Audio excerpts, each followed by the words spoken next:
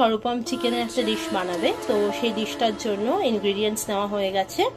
প্রথমত পেঁয়াজ কুচিয়ে নেওয়া হয়েছে, আদা রসুনটাকে পিষে নেওয়া হয়েছে, আর এখানে রয়েছে ক্যাপসিকাম, টক দই, রয়েছে টমেটো, কাঁচা লঙ্কা আর ধনেপাতা। তো এবার কি বানাবে সেটা আমরা আস্তে আস্তে দেখব।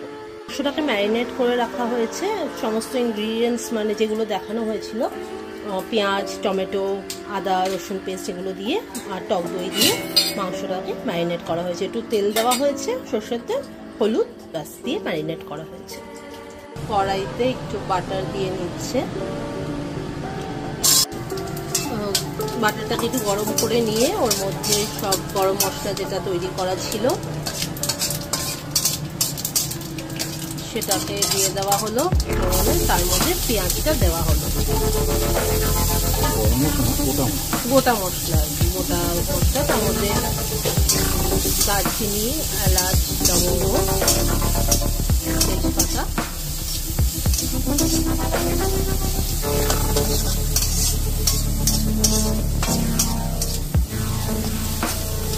পেঁয়াজটা একটু ব্রাউন হওয়া অবধি এটাতে ভাজতে হবে। তার মধ্যে হলুদ দেওয়া হচ্ছে,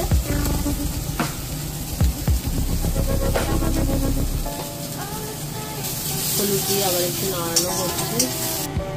পেঁয়াজটা একটু ব্রাউন হয়ে যাওয়ার পরে এর মধ্যে মাংসটা দিয়ে দেওয়া হয়েছে। এবার এটাকে কষানো হবে, যতক্ষণ এটা কষতে সময় লাগবে এটাকে একটু ভালো করে নাড়িয়ে দেওয়া হচ্ছে। এবার যতক্ষণ কষতে সময় লাগে এটা কষাতে হবে। এটাকে কষতে কষতে এই পর্যায়ে এসেছে, এটা একদম মাখা মাখা হয়ে যাবে।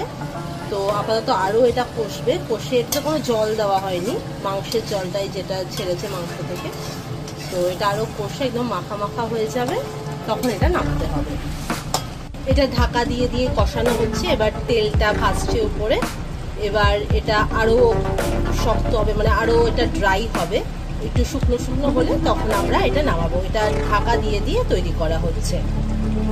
তো আমাদের স্বরূপমের special dish, chicken dish ready. খেয়ে বলবো কেমন হয়েছে অবশ্যই, তবে দেখতে তো হেভি লাগছে, আশা করি ভালো হবে। থ্যাংক ইউ, সঙ্গে থাকবেন সবাই, টাটা।